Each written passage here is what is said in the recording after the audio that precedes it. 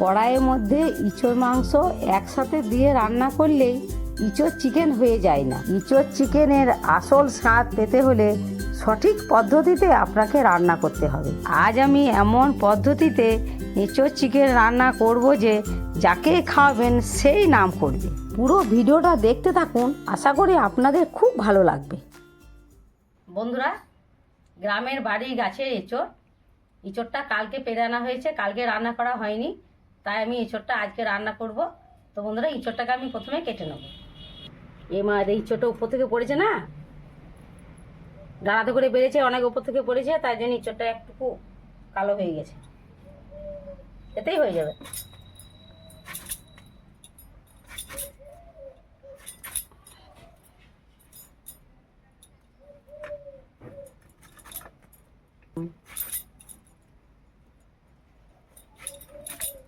তো বন্ধুরা, খারাপ হয়েছে এই অংশটা আমি নেবো না। তো বন্ধুরা, ইঁচড়ে যে একটি আঠা আছে, তার জন্য সামান্য হাতে সরষের তেল লাগিয়ে নেবো।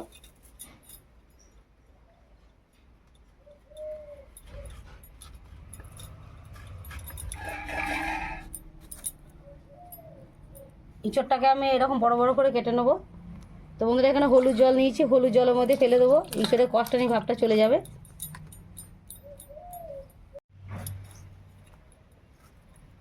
তো বন্ধুরা, ইঁচড়ে মধ্যেখানে অংশটা একটু ফেলে দিতে হয়, এটা শক্ত সেদ্ধ হতে টাইম লাগে। এইভাবে মধ্যেখানে অংশটাকে ফেলে দিতে হবে।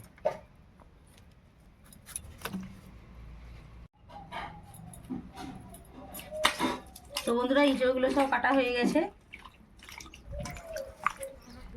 এটাকে 2 মিনিটের জন্য রেখে দেবো, তারপরে ইঁচড়গুলোকে আমি প্রেসার কুকারে সেদ্ধ করে নেব। তো বন্ধুরা, ইঁচড়টা সেদ্ধ হয়ে গেছে। এদিকে উনুনটা ধরিয়ে কড়াই বসিয়ে নিয়েছি।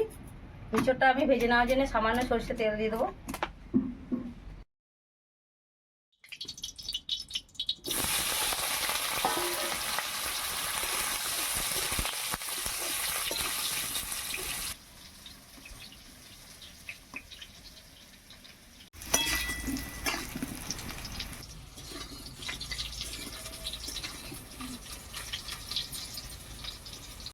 ইঁচড়গুলো খুব ভালোভাবে ভাজা হয়ে গেছে, লাল লাল করে ভেজে নিয়েছি। এবারে ইঁচড়গুলোকে তুলে নিচ্ছি। তো বন্ধুরা, ইঁচড়টাও সেদ্ধ হওয়ার সময় আমি সামান্য একটু লবণ দিয়েছিলাম।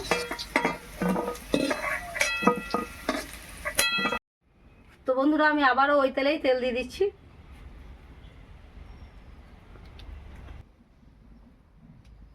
দিচ্ছি সামান্য গোটা জিরে, তেজপাতা, কাঁচা লঙ্কা,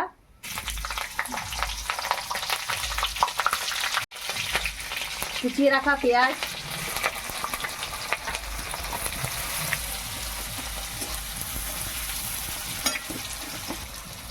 সামান্য একটু লবণ দিয়ে দিচ্ছি।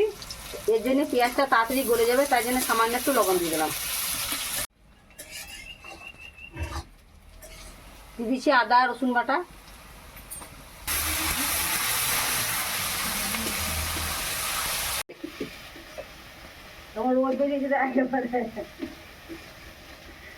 আদা রসুনটা দিয়ে বেশ কিছুক্ষণ নেড়ে নেওয়ার পর আমি জিরে আর শুকনো লঙ্কা বাটা দিয়ে দিচ্ছি।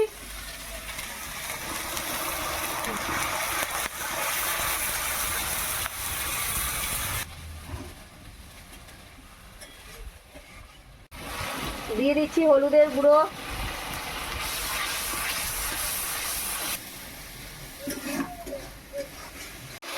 দেখুন বন্ধুরা, মশলাটা খুব সুন্দরভাবে কষিয়ে নিয়েছি। মশলা থেকে তেল ছেড়ে যাচ্ছে। এই অবস্থায় আমি মাংসগুলোকে দিয়ে দেবো।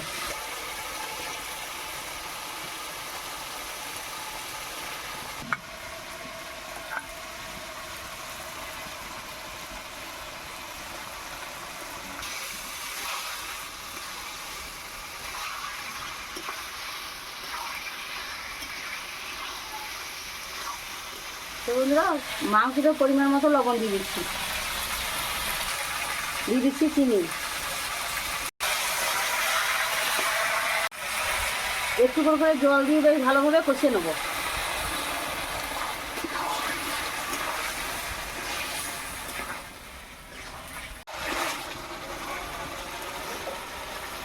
দিয়ে দিচ্ছি মিট মশলা, দিয়ে দিচ্ছি কাশ্মীরি লঙ্কা গুঁড়ো,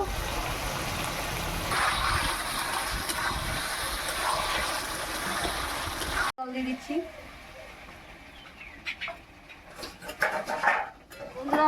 যত বেশি কষা হবে তত মাংস স্বাদটা একদম পুরো পাল্টে যাবে। মাংস থেকে ভেতরে যে চর্বিটা সেটা পুরোপুরিভাবে বেরিয়ে একদম পুরো মাংসটা দেখবেন তেল তেলে ভাব হয়ে যাবে।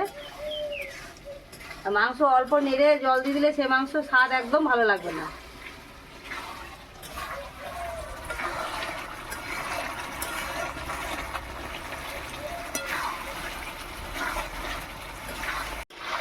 তো বন্ধুরা, মাংসটা দিয়ে অনেকক্ষণ কষে নিয়েছি। দেখুন মাংসটা কত সুন্দর কালার চলে এসছে। এবার আমি টমেটো কুচি দিয়ে দেবো।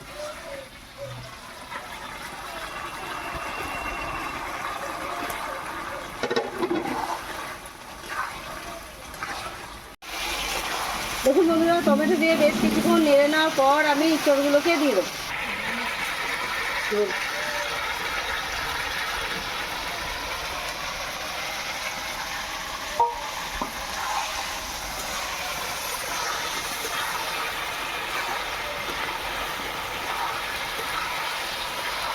ইঁচড় দিয়ে বেশ কিছুক্ষণ কষে নিয়েছি। এবার ফাটিয়ে রাখা টক দই দিয়ে দেবো। 2 চামচ টক দই নিয়েছি।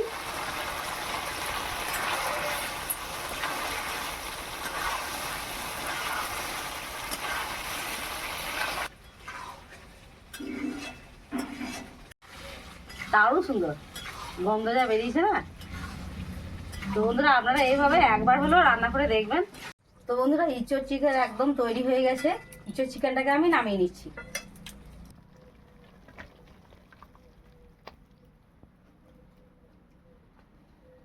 তো বন্ধুরা, আজকের ভিডিও এই পর্যন্তই। দেখা হচ্ছে পরের ভিডিও। আপনারা ভালো থাকুন, সুস্থ থাকুন। ধন্যবাদ।